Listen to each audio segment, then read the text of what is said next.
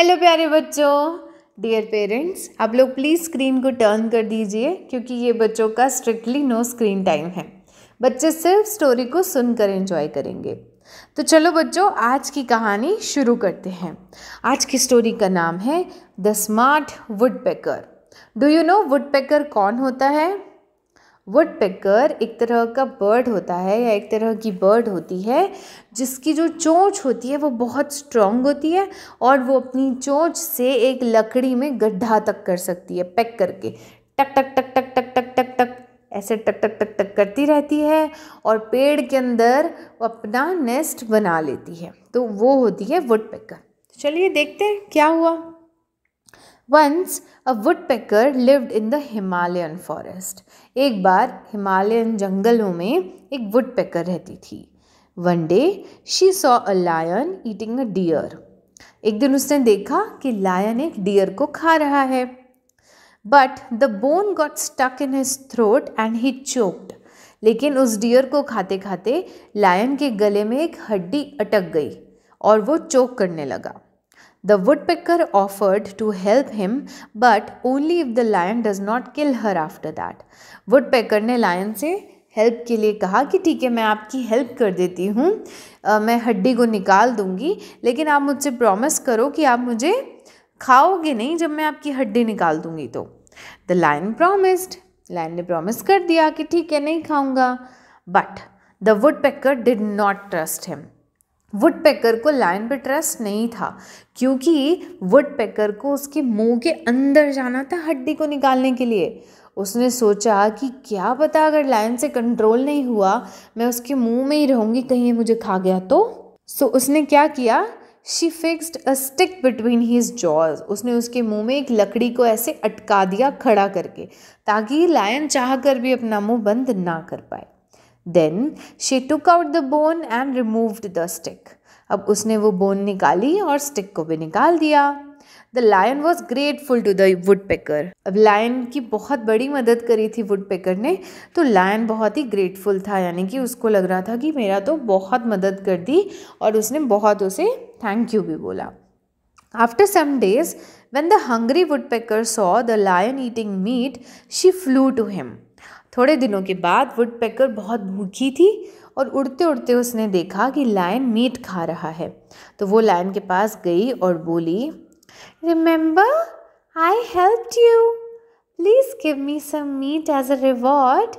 उसने बहुत प्यार से उससे कहा कि लायन, क्या आपको याद है मैंने आपकी मदद करी थी, तो आज अब उसका रिवॉर्ड मुझे थोड़ा सा मीट दे दो, मैं बहुत भूखी हूँ। The lion roared, I did not eat you. Is it not a reward? Lion ने कहा, मैंने तुम्हें उस दिन खाया नहीं था, क्या यही तुम्हारा इनाम नहीं है? The woodpecker thought, I was so right to put the stick in his mouth. He is so ungrateful. उसने सोचा कि मैंने बहुत अच्छा किया था कि लायन के मुंह में स्टिक लगा दी थी, वरना ये मुझे खा जाता। ये लायन बहुत अनग्रेटफुल है। She cursed the lion and flew away.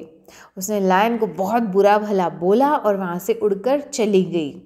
तो यहाँ क्या हुआ कि लायन को याद ही नहीं रहा, लायन ने उस बात को सोचा ही नहीं कि वुडपेकर ने मेरी इतनी बड़ी मदद करी थी, तो मैं अपना थोड़ा सा खाना उसके साथ शेयर कर लेता हूँ।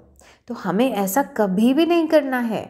अगर कोई हमारी एक बार मदद करता है तो हमें उसकी 2 बार मदद करने के लिए रेडी रहना चाहिए, ठीक है। अगर मैंने आपको पहले भी बताया है कि अगर आप अपने पेरेंट्स की, अपने रिलेटिव्स की, फ्रेंड्स की हेल्प करते हो तो बहुत अच्छी बात है।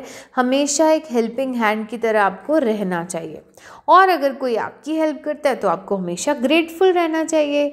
अगर आपका दोस्त आपके घर आकर खेलता है और 2 सिचुएशन समझो कि वो आया, उसने खेला और वो टॉयज़ को एज इट इज़ छोड़कर चला गया, तो क्या होगा?